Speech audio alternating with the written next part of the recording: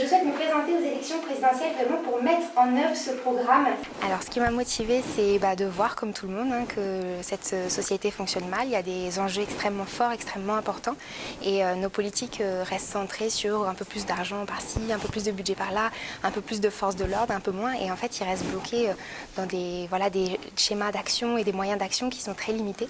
Et donc nous, on a construit un projet pendant plus de 2 ans sur lequel l'État créerait et mettrait en place des vrais projets d'intérêt public concernant certains domaines. Le privé serait toujours bien présent.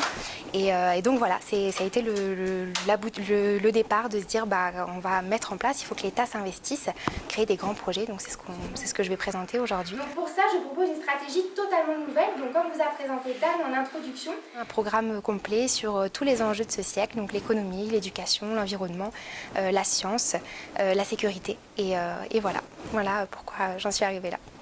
Donc on a créé une association, donc un parti politique, et on part vraiment de zéro. Donc petit à petit, on a construit une équipe, des amis autour de nous, et puis des gens qu'on a rencontrés au fur et à mesure, par les réseaux sociaux, mais aussi les meetings, les rencontres, pour pouvoir créer, étoffer notre équipe.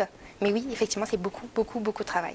On a commencé à contacter les médias à partir de juin 2021 et en fait on s'est confronté à un mur. Les médias ne sont pas intéressés en fait. Les médias s'intéressent à des grandes personnalités, à des buzz, à des intrigues, mais en fait des programmes, des petits candidats et des programmes sérieux, en fait ça les intéresse pas.